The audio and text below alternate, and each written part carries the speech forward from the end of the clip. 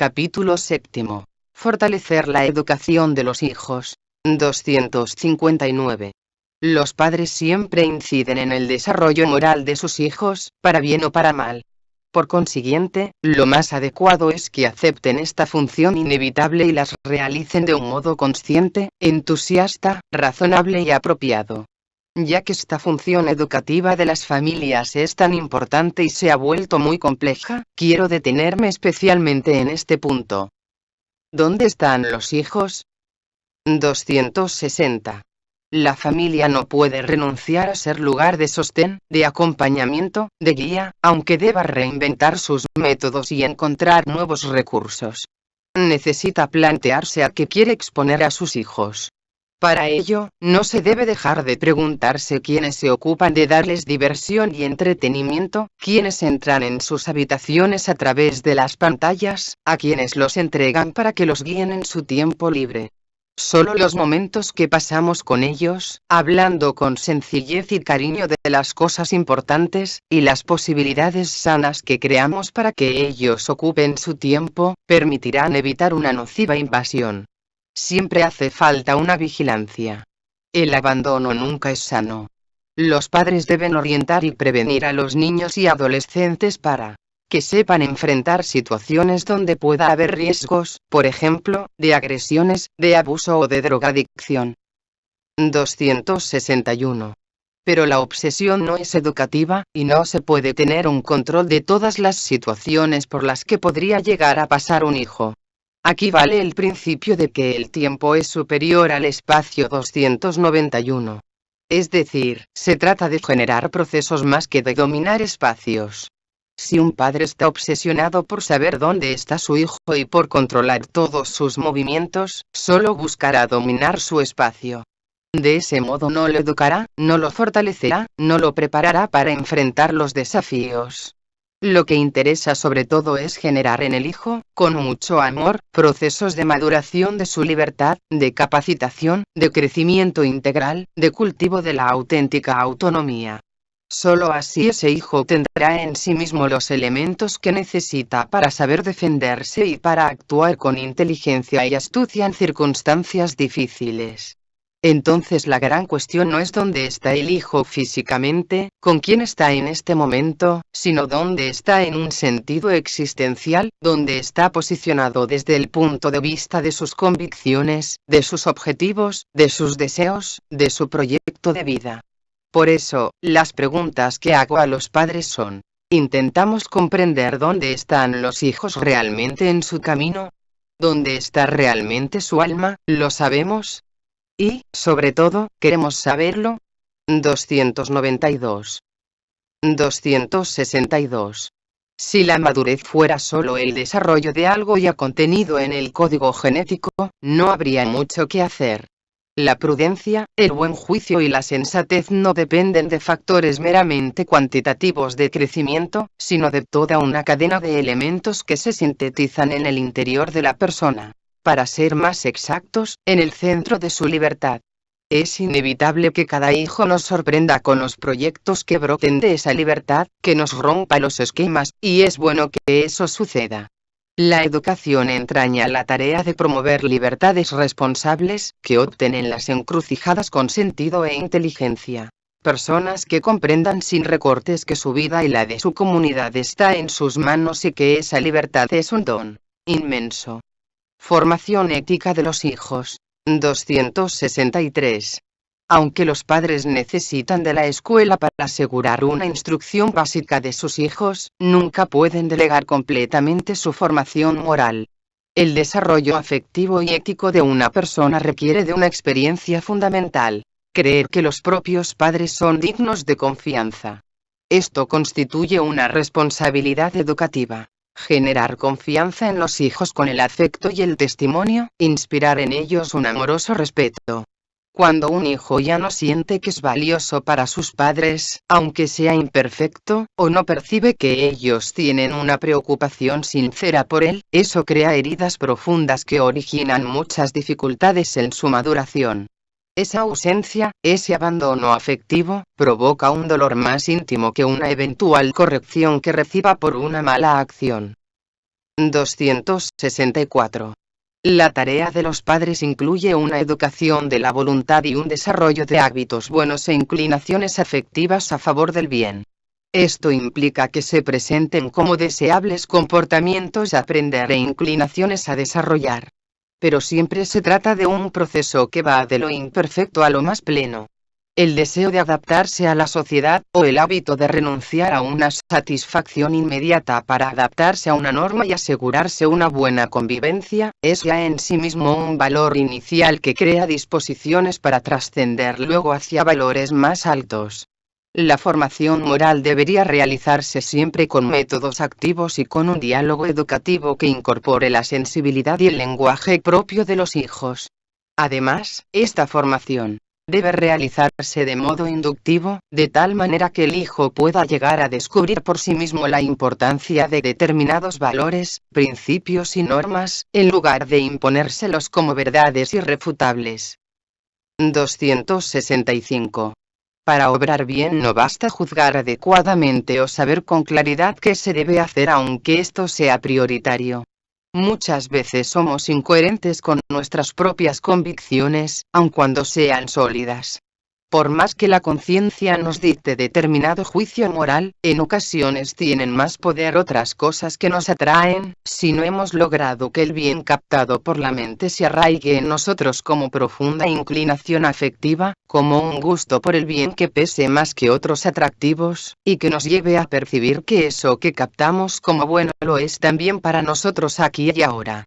Una formación ética eficaz implica mostrarle a la persona hasta qué punto le conviene a ella misma obrar bien. Hoy suele ser ineficaz pedir algo que exige esfuerzo y renuncias, sin mostrar claramente el bien que se puede alcanzar con eso. 266. Es necesario desarrollar hábitos.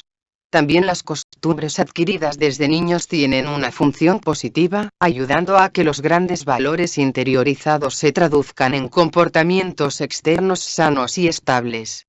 Alguien puede tener sentimientos sociables y una buena disposición hacia los demás, pero si durante mucho tiempo no se ha habituado por la insistencia de los mayores a decir por favor, permiso, gracias, su buena disposición interior no se traducirá fácilmente en estas expresiones. El fortalecimiento de la voluntad y la repetición de determinadas acciones construyen la conducta moral, y sin la repetición consciente, libre y valorada de determinados comportamientos buenos no se termina de educar dicha conducta. Las motivaciones, o el atractivo que sentimos hacia determinado valor, no se convierten en una virtud sin esos actos adecuadamente motivados.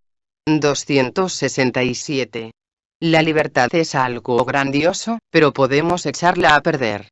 La educación moral es un cultivo de la libertad a través de propuestas, motivaciones, aplicaciones prácticas, estímulos, premios, ejemplos, modelos, símbolos, reflexiones, exhortaciones, revisiones del modo de actuar y diálogos que ayuden a las personas a desarrollar esos principios interiores estables que mueven a obrar espontáneamente el bien.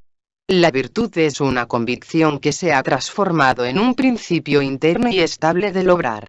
La vida virtuosa, por lo tanto, construye la libertad, la fortalece y la educa, evitando que la persona se vuelva esclava de inclinaciones compulsivas, deshumanizantes y antisociales.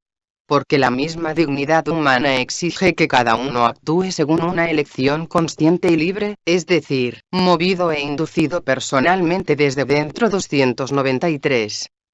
Valor de la sanción como estímulo. 268. Asimismo, es indispensable sensibilizar al niño o al adolescente para que advierta que las malas acciones tienen consecuencias. Hay que despertar la capacidad de ponerse en el lugar del otro y de dolerse por su sufrimiento cuando se le ha hecho daño. Algunas sanciones a las conductas antisociales agresivas pueden cumplir en parte esta finalidad. Es importante orientar al niño con firmeza a que pida perdón y repare el daño realizado a los demás. Cuando el camino educativo muestra sus frutos en una maduración de la libertad personal, el propio hijo en algún momento comenzará a reconocer con gratitud que ha sido bueno para él crecer en una familia e incluso sufrir las exigencias que plantea todo proceso formativo.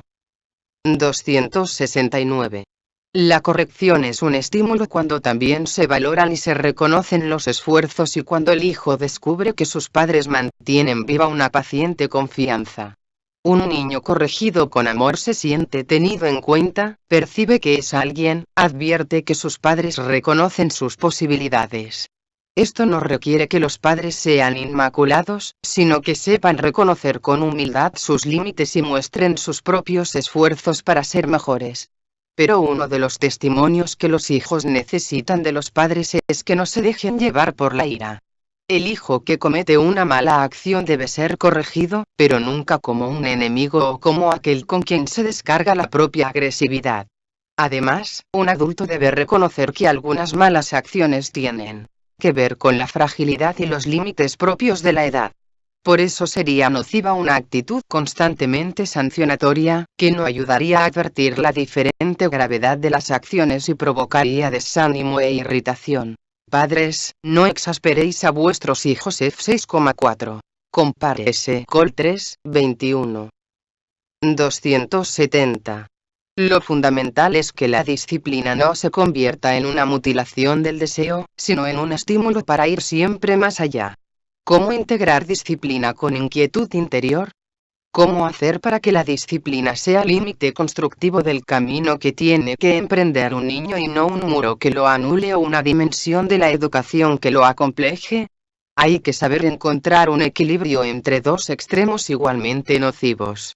Uno sería pretender construir un mundo a medida de los deseos del hijo, que crece sintiéndose sujeto de derechos pero no de responsabilidades. El otro extremo sería llevarlo a vivir sin conciencia de su dignidad, de su identidad única y de sus derechos, torturado por los deberes y pendiente de realizar los deseos ajenos. Paciente realismo. 271. La educación moral implica pedir a un niño o a un joven solo aquellas cosas que no le signifiquen un sacrificio desproporcionado, reclamarle solo una cuota de esfuerzo que no provoque resentimiento o acciones puramente forzadas. El camino ordinario es proponer pequeños pasos que puedan ser comprendidos, aceptados y valorados, e impliquen una renuncia proporcionada. De otro modo, por pedir demasiado, no logramos nada. La persona, apenas pueda librarse de la autoridad, posiblemente dejará de obrar bien. 272. La formación ética despierta a veces desprecio debido a experiencias de abandono, de desilusión, de carencia afectiva, o por una mala imagen de los padres. Se proyectan sobre los valores éticos las imágenes torcidas de la figura del padre y de la madre, o las debilidades de los adultos. Por eso, hay que ayudar a los adolescentes a practicar la analogía. Los valores están realizados especialmente en algunas personas muy ejemplares, pero también se realizan imperfectamente y en diversos grados. A la vez, puesto que las resistencias de los jóvenes están muy ligadas a malas experiencias, es necesario ayudarles a hacer un camino de curación de ese mundo interior herido, de manera que puedan dar un paso para comprender y reconciliarse con los seres humanos y con la sociedad. 273. Cuando se proponen valores, hay que ir a poco, avanzar de diversas maneras de acuerdo con la edad y con las posibilidades concretas de las personas, sin pretender aplicar metodologías rígidas e inmutables. Los aportes valiosos de la psicología y de las ciencias de la educación muestran la necesidad de un proceso gradual en la consecución de cambios de comportamiento, pero también la libertad requiere cauces y estímulos, porque abandonarla a sí misma no garantiza la maduración. La libertad concreta, real, es limitada y condicionada. No es una pura capacidad de elegir el bien con total espontaneidad. No siempre se distingue adecuadamente entre acto voluntario y acto libre. Alguien puede querer algo malo con una gran fuerza de voluntad, pero a causa de una pasión irresistible o de una mala educación. En ese caso, su decisión es muy voluntaria, no contradice la inclinación de su querer, pero no es libre, porque se le ha vuelto casi imposible no optar por ese mal. Es lo que sucede con un adicto compulsivo a la droga. Cuando la quiere lo hace con todas sus ganas, pero está tan condicionado que por el momento no es capaz de tomar otra decisión. Por lo tanto, su decisión es voluntaria, pero no es libre. No tiene sentido dejar que elija con libertad, ya que de hecho no puede elegir, y exponerlo a la droga solo aumenta la dependencia. Necesita la ayuda de los demás y un camino educativo. La vida familiar como contexto educativo. 274. La familia es la primera escuela de los valores humanos, en la que se aprende el buen uso de la libertad. Hay inclinaciones desarrolladas en la niñez, que impregnan la intimidad de una persona y permanecen toda la vida, como una emotividad favorable hacia un valor o como un rechazo espontáneo de determinados comportamientos. Muchas personas actúan toda la vida de una determinada manera porque consideran valioso ese modo de actuar que se incorporó en ellos desde la infancia, como por ósmosis. A mí me enseñaron así. Eso es lo que me inculcaron. En el ámbito familiar también se puede aprender a discernir de manera crítica los mensajes de los diversos medios de comunicación. Lamentablemente, muchas veces algunos programas televisivos o ciertas formas de publicidad inciden negativamente y debilitan valores recibidos en la vida familiar. 275. En este tiempo, en el que reinan la ansiedad y la prisa tecnológica, una tarea importantísima de las familias es educar para la capacidad de esperar. No se trata de prohibir a los chicos que jueguen con los dispositivos electrónicos, sino de encontrar la forma de generar en ellos la capacidad de diferenciar las diversas lógicas y de no aplicar la velocidad digital a todos los ámbitos de la vida. La postergación no es negar el deseo, sino diferir su satisfacción. Cuando los niños o los adolescentes no son educados para aceptar que algunas cosas deben esperar, se convierten en atropelladores, que someten todo a la satisfacción de sus necesidades inmediatas y crecen con el vicio del quiero y tengo. Este es un gran engaño que no favorece la libertad, sino que la enferma. En cambio, cuando se educa para aprender a posponer algunas cosas y para esperar el momento adecuado, se enseña lo que es ser dueño de sí mismo, autónomo ante sus propios impulsos. Así, cuando el niño experimenta que puede hacerse cargo de sí mismo, se enriquece su autoestima. A su vez, esto le enseña a respetar la libertad de los demás. Por supuesto que esto no implica exigirles a los niños que actúen como adultos, pero tampoco cabe menospreciar su capacidad de crecer en la maduración de una libertad responsable. En una familia sana, este aprendizaje se produce de manera ordinaria por las exigencias de la convivencia. 276. La familia es el ámbito de la socialización primaria, porque es el primer lugar donde se aprende a colocarse frente al otro, a escuchar, a compartir, a soportar, a respetar, a ayudar, a convivir. La tarea educativa tiene que despertar el sentimiento del mundo y de la sociedad como hogar, es una educación para saber habitar, más allá de los límites de la propia casa.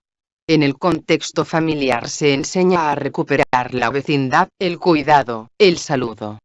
Allí se rompe el primer cerco del mortal egoísmo para reconocer que vivimos junto a otros, con otros, que son dignos de nuestra atención, de nuestra amabilidad, de nuestro afecto.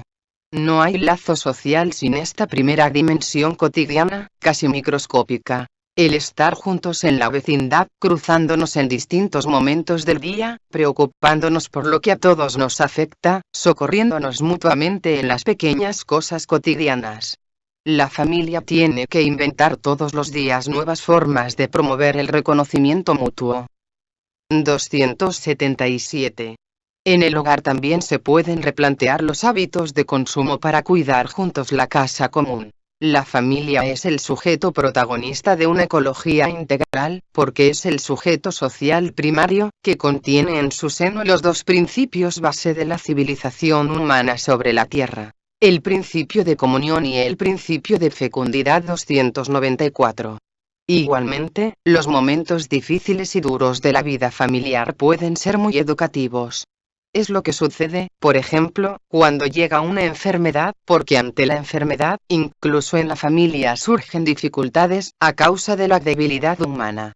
Pero, en general, el tiempo de la enfermedad hace crecer la fuerza de los vínculos familiares. Una educación que deja de lado la sensibilidad por la enfermedad humana, aridece el corazón. y hace que los jóvenes estén anestesiados respecto al sufrimiento de los demás, incapaces de confrontarse con el sufrimiento y vivir la experiencia del límite 295. 278. El encuentro educativo entre padres e hijos puede ser facilitado o perjudicado por las tecnologías de la comunicación y la distracción, cada vez más sofisticadas. Cuando son bien utilizadas pueden ser útiles para conectar a los miembros de la familia a pesar de la distancia. Los contactos pueden ser frecuentes y ayudar a resolver dificultades 296. Pero debe quedar claro que no sustituyen ni reemplazan la necesidad del diálogo más personal y profundo que requiere del contacto físico, o al menos de la voz de la otra persona. Sabemos que a veces estos recursos alejan en lugar de acercar, como cuando en la hora de la comida cada uno está concentrado en su teléfono móvil, o como cuando uno de los cónyuges se queda dormido esperando al otro, que pasa horas entretenido con algún dispositivo electrónico. En la familia, también esto debe ser motivo de diálogo y de acuerdos, que permitan dar prioridad al encuentro de sus miembros sin caer en prohibiciones irracionales.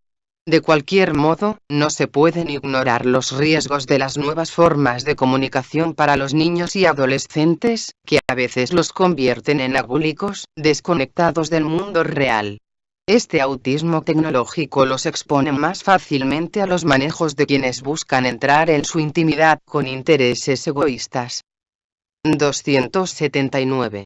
Tampoco es bueno que los padres se conviertan en seres omnipotentes para sus hijos, que solo puedan confiar en ellos, porque así impiden un adecuado proceso de socialización y de maduración afectiva.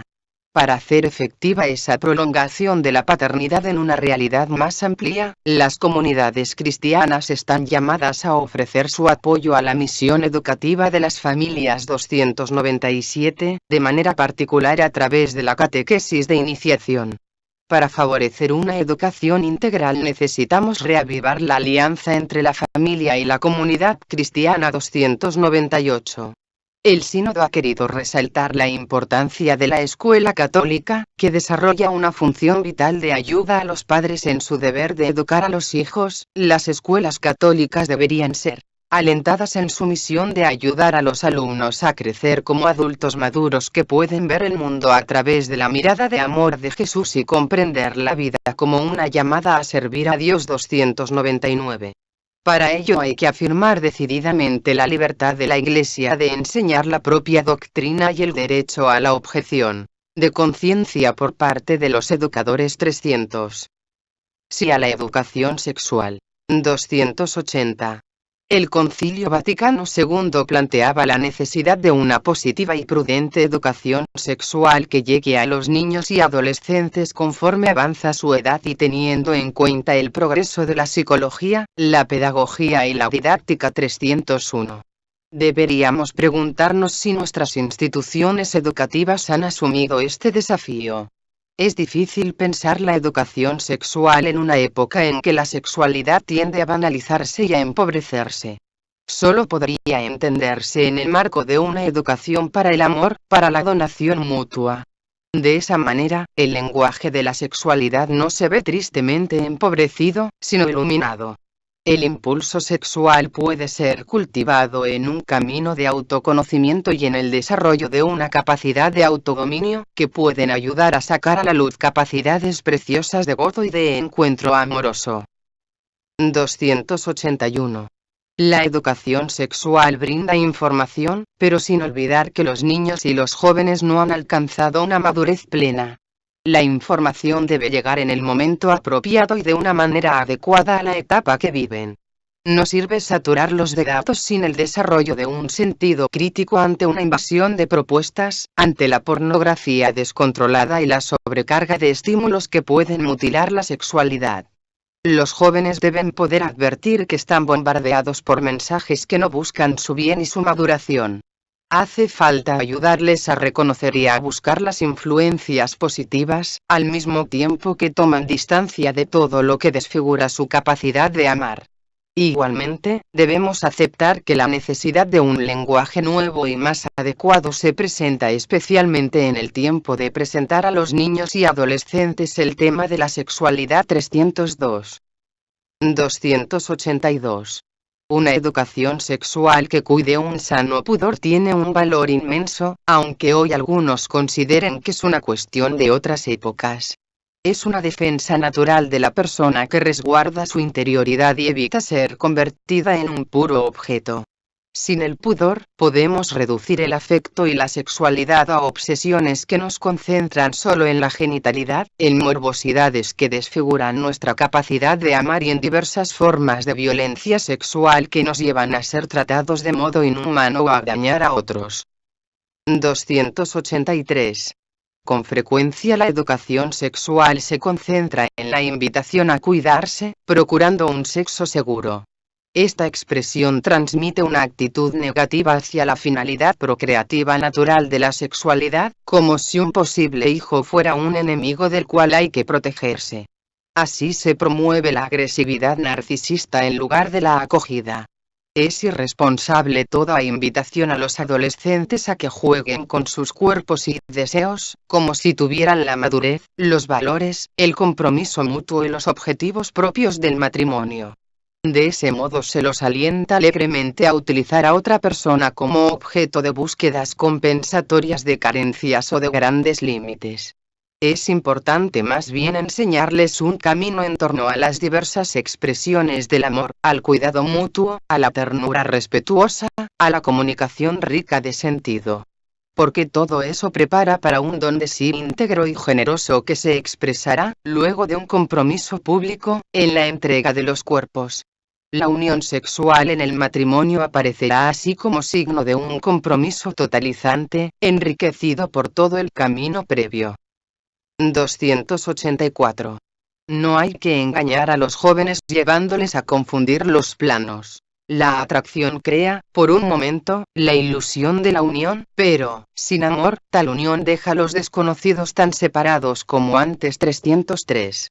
El lenguaje del cuerpo requiere el paciente aprendizaje que permite interpretar y educar los propios deseos para entregarse de verdad. Cuando se pretende entregar todo de golpe es posible que no se entregue nada.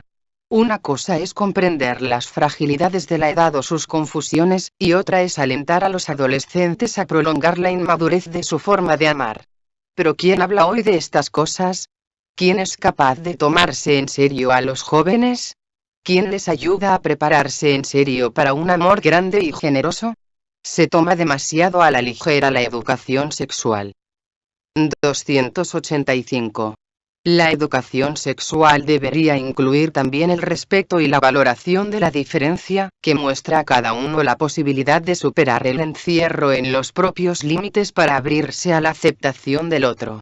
Más allá de las comprensibles dificultades que cada uno pueda vivir, hay que ayudar a aceptar el propio cuerpo tal como ha sido creado, porque una lógica de dominio sobre el propio cuerpo se transforma en una lógica a veces sutil de dominio sobre la creación. También la valoración del propio cuerpo en su femineidad o masculinidad es necesaria para reconocerse a sí mismo en el encuentro con el diferente. De este modo es posible aceptar gozosamente el don específico del otro o de la otra, obra del Dios creador, y enriquecerse recíprocamente. 304. Solo perdiéndole el miedo a la diferencia, uno puede terminar de liberarse de la inmanencia del propio ser y del embeleso por sí mismo. La educación sexual debe ayudar a aceptar el propio cuerpo, de manera que la persona no pretenda cancelar la diferencia sexual porque ya no sabe confrontarse con la misma. 305. 286.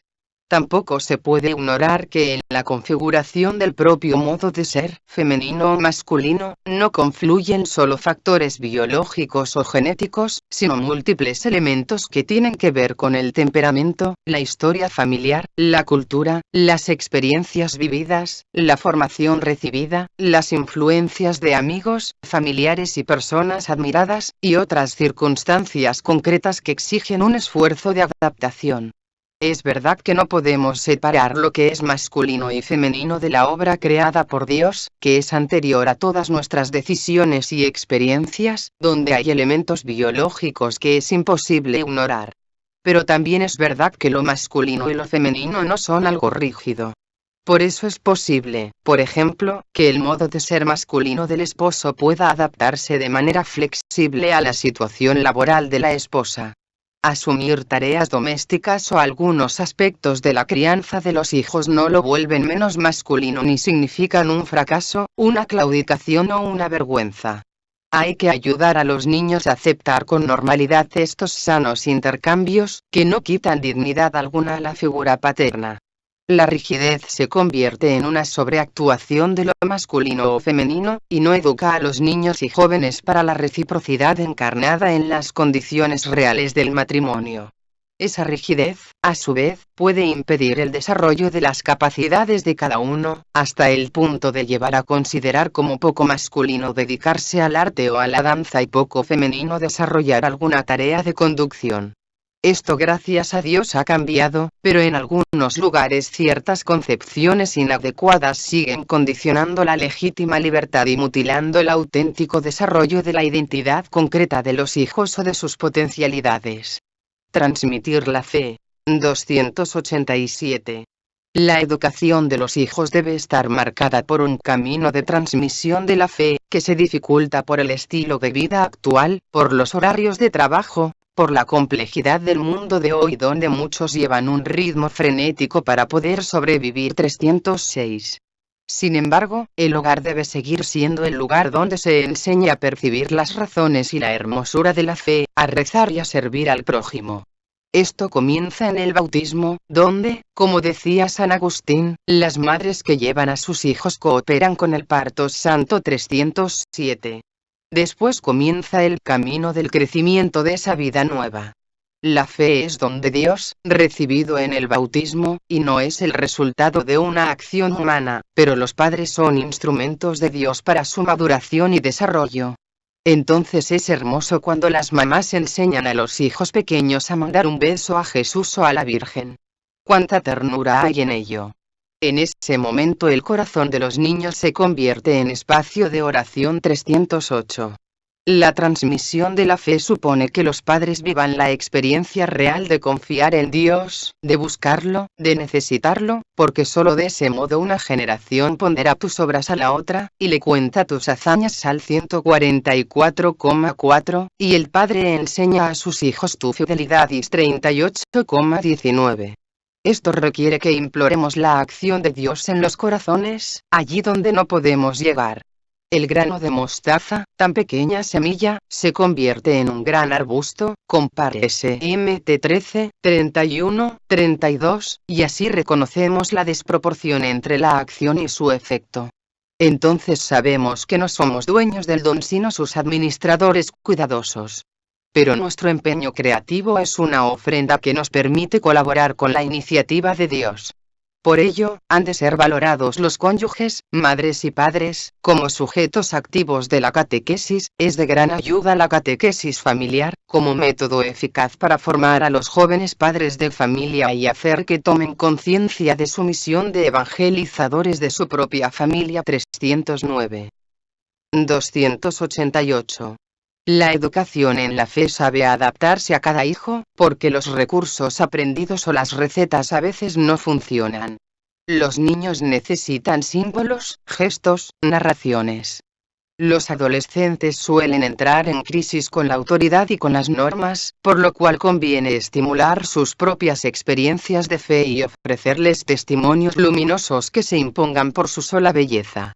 Los padres que quieren acompañar la fe de sus hijos están atentos a sus cambios, porque saben que la experiencia espiritual no se impone sino que se propone a su libertad. Es fundamental que los hijos vean de una manera concreta que para sus padres la oración es realmente importante. Por eso los momentos de oración en familia y las expresiones de la piedad popular pueden tener mayor fuerza evangelizadora que todas las catequesis y que todos los discursos. Quiero expresar especialmente mi gratitud a todas las madres que oran incesantemente, como lo hacía Santa Mónica, por los hijos que se han alejado de Cristo. 289. El ejercicio de transmitir a los hijos la fe, en el sentido de facilitar su expresión y crecimiento, ayuda a que la familia se vuelva evangelizadora, y espontáneamente empiece a transmitirla a todos los que se acercan a ella y aún fuera del propio ámbito familiar. Los hijos que crecen en familias misioneras a menudo se vuelven misioneros, si los padres saben vivir esta tarea de tal modo que los demás les sientan cercanos y amigables, de manera que los hijos crezcan en ese modo de relacionarse con el mundo, sin renunciar a su fe y a sus convicciones. Recordemos que el mismo Jesús comía y bebía con los pecadores, compárese MC 2:16. MT 11:19, podía detenerse a conversar con la samaritana, compárese JN 4:7-26, y recibir de noche a Nicodemo, compárese JN 3:1-21, se dejaba ungir sus pies por una mujer prostituta, compárese LC 7:36-50, y se detenía a tocar a los enfermos, compárese MC 1:40-45. 7:33.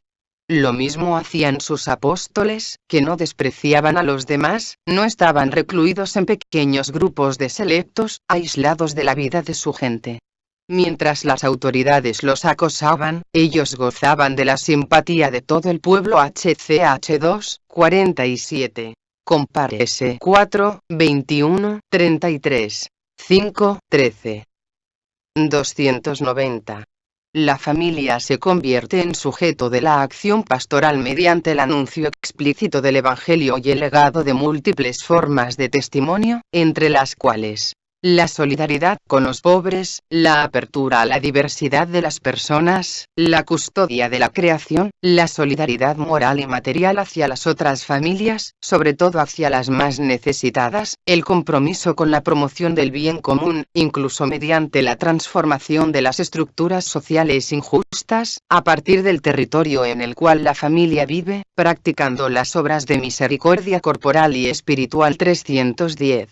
Esto debe situarse en el marco de la convicción más preciosa de los cristianos: el amor del Padre que nos sostiene y nos promueve, manifestado en la entrega total de Jesucristo, vivo entre nosotros, que nos hace capaces de afrontar juntos todas las tormentas y todas las etapas de la vida. También en el corazón de cada familia hay que hacer resonar el querigma, a tiempo y a destiempo, para que ilumine el camino. Todos deberíamos ser capaces de decir, a partir de lo vivido en nuestras familias, hemos conocido el amor que Dios nos tiene. JN 4:16. Solo a partir de esta experiencia, la pastoral familiar podrá lograr que las familias sean a la vez iglesias domésticas y fermento evangelizador en la sociedad.